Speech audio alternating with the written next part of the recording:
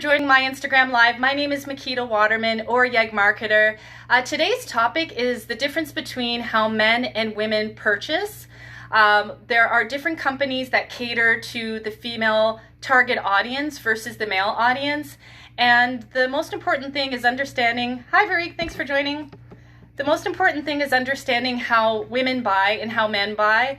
This will help you to create content, choose different colors when it comes to your designs, and create like a feeling that will entice either a man or a woman to buy from you. So this goes for business to business companies. Maybe you have a software and you sell it to companies, or maybe you have a t-shirt or a dress or a clothing line and you sell to women versus men, or maybe both. So we'll get straight into it.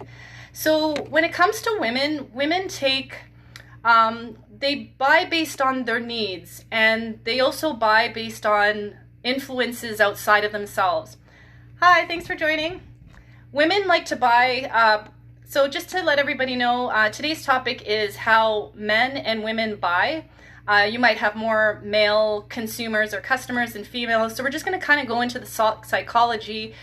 Knowing how people think is important because it will help you create better videos, content, etc., and even write captions that will be geared towards either a man or woman buying from you. So women typically are the highest purchasers in a family, believe it or not. I'm not saying all women, get their paycheck and they spend it on clothes and all this other stuff, but women, 85% of women, based on studies, are the people in the family that do most of the shopping. This could be groceries, this could be clothing for their kids, this could be Christmas presents, etc. So keep that in mind. Women are influenced by third parties, so they're influenced by society, they're influenced by their children, their husband, what their friends are going to think if they buy this dress, what their potential boyfriend might think if they go on a date and wear this makeup. So definitely keep that in mind. Women don't just buy impulsively like men. Like I find men, they might take a little bit longer to buy something, but when a man is in a store or he's on a website or on social media and he sees something he likes, it totally makes sense. He's read the caption, he's done a little bit of research on the company. Men are a little bit more quicker to buy. So keep that in mind if you have a primarily female audience.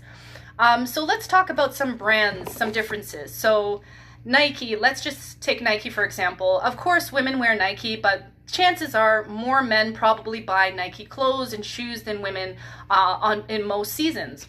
So Nike really creates a lifestyle and a mindset behind their commercials. I don't think I've ever turned on the television back in the day and watched a Nike commercial and they were talking about the new Jordan. They actually had Michael Jordan or King James, LeBron James, or whoever was the biggest,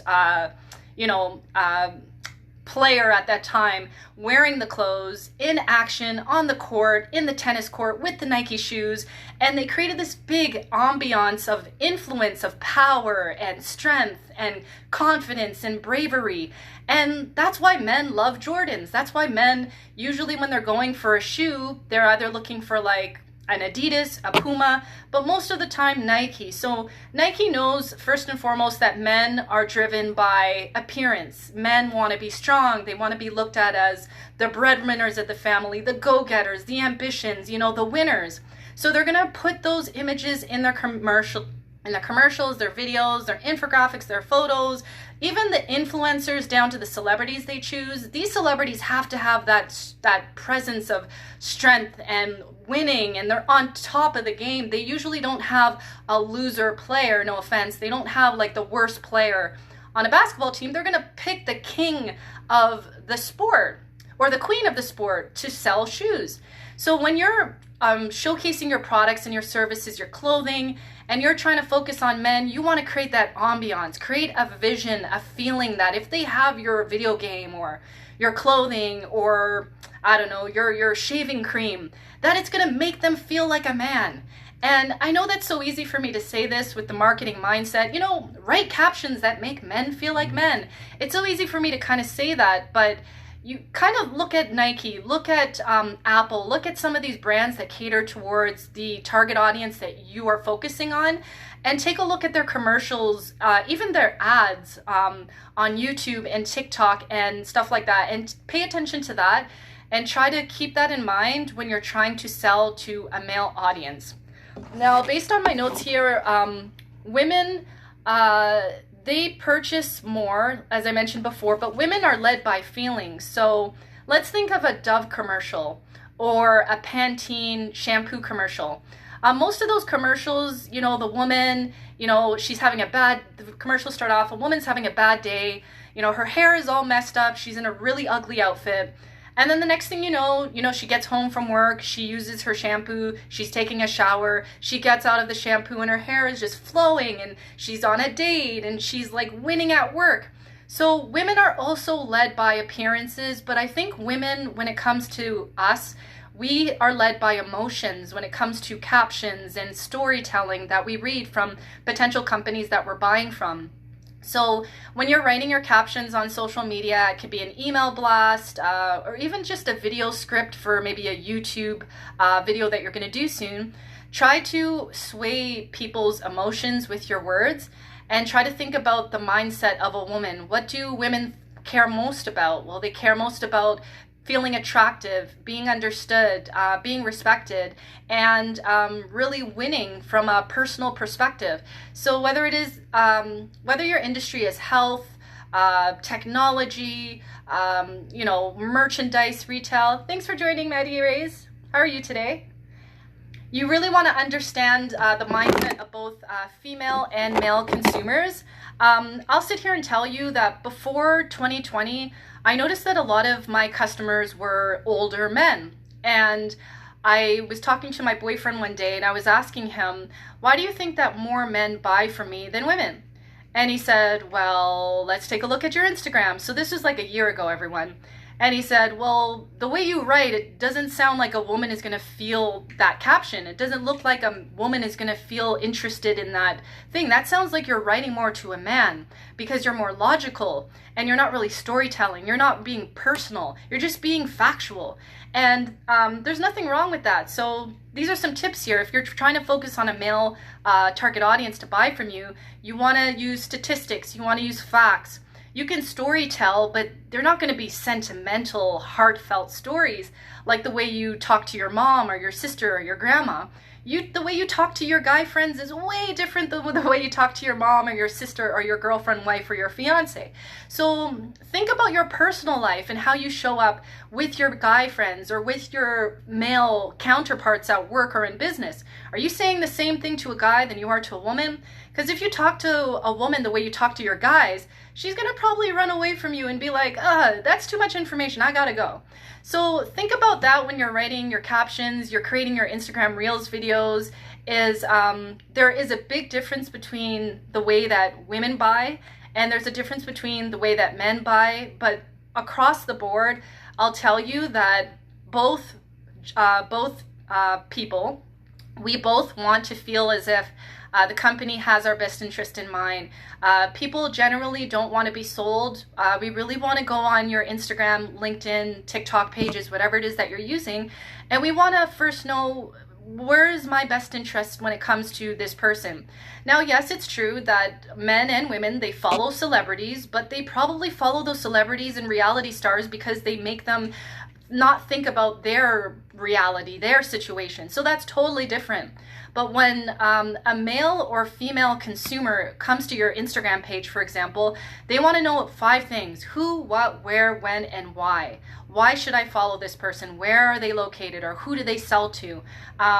What are they about? Do they believe in, eco-friendly? Do they believe that technology is the future? Are they sharing educational content that fulfills my needs and helps me realize that they're the right company that I should be buying from?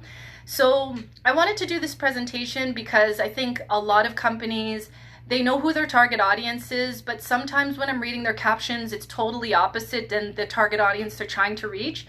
And that can feel really frustrating. A whole year goes by, you're producing all of this content, you think it's good, and then you're attracting a low quality client or customer that can't afford what you have to offer. Or maybe they're not taking your stuff seriously, but it doesn't necessarily mean that your products and your services are bad. It's just that you're not communicating in a way that compels them to want to buy from you. Now, I'm going to keep talking about this presentation. Feel free to leave questions, everybody, if you have any questions about how to write better captions or how to get more female or male customers. I'm definitely here to help. I don't want to feel like I'm kind of talking. So if you have any questions about anything I've shared or this presentation, feel free to let me know. I'm here this morning to help you out. So other things that I can sit here and say too are colors. Colors are really, really important. I know generally from a marketing perspective, the color blue really tells people pride and strength and loyalty and trust. That's a color. I don't know if you've ever been into a hospital before, but some hospitals, they have the blue. Blue seems to be like a popular color in some waiting rooms and some, hospital rooms. It's because the color blue signifies trust and loyalty and care. The color red, that is a color of passion. So obviously that's why red is such a big color for Valentine's Day. But women are really led by these kind of soft tone colors like pink and yellows and reds and things of that nature. So if you're trying to do a new graphic design, you're trying to rebrand your website, keep these color schemes in mind. Green is the color of growth. It's the color that signifies growth. Oh, I see a question here. Let's take a look. So how to ask for a review, what they think about our service or company's Instagram, what to say on it. Okay, so how to ask somebody for a review. So let me know, is this a customer that you're talking about, that you want to get a customer review? The best, you can verify, but as I go along, I really believe that customer video testimonials are really, really strong these days.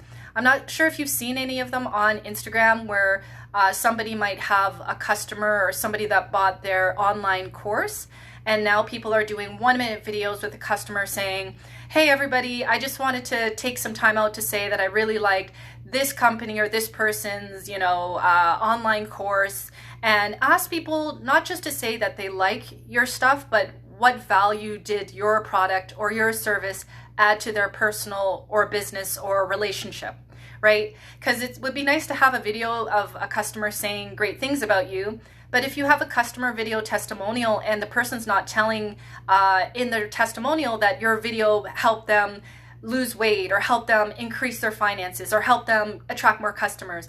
So make sure that it's at least 1 minute long, and make sure that you do that right after they buy your product or service.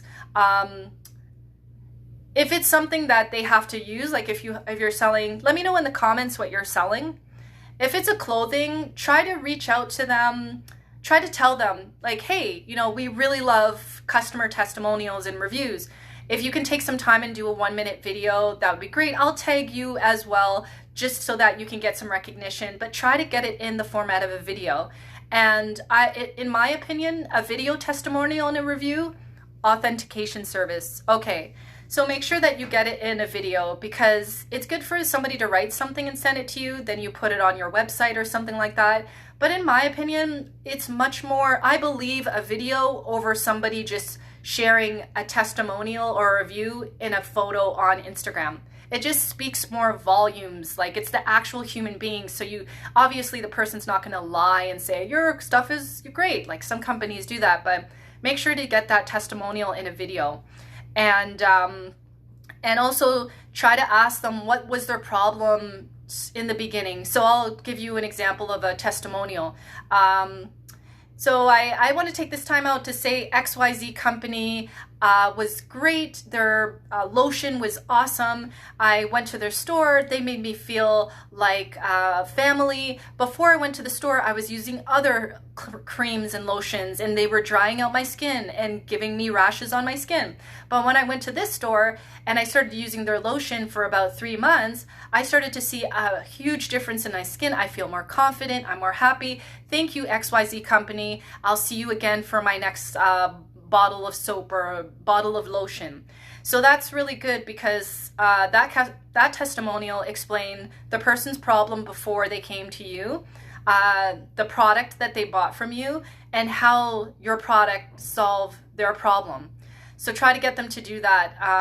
And if you can't get a video, some people are shy, just tell them, okay, that's okay. Can you send a couple of sentences? Make sure that you put that sentence in a photo and show it on your profile. Show it on your story and upload that story to your Instagram highlights. And when you save it on your highlights, put customer testimonial or customer testimonials, so that when people are checking out your page for the first time, they'll see that you have, you know, the proof to back it up, that your authentication service is really, really good. And yeah, that's it in a nutshell. That's the difference between men and women. So I'll just recap. Women buy things based on third party, based on what society will think, what their boyfriend will think, what their children will think, what their coworkers will think. Women are led by their emotions. So if you can tell stories that move people emotionally and mentally, it'll be so much better for you to convert that follower or that, you know, buyer into a long-term customer. Men, they're influenced by physical things too, like confidence and strength. They want to feel like they are on top of the world when they buy your authentication service or whatever it is that they're buying. So make sure that in your captions, in your videos, infographics, you are showing strength, that if they do this, this is what they will get from your product and service. And you kind of want to create educational content, not so much just on your products, but the benefits of doing this or doing that, and, you know, and that kind of a thing.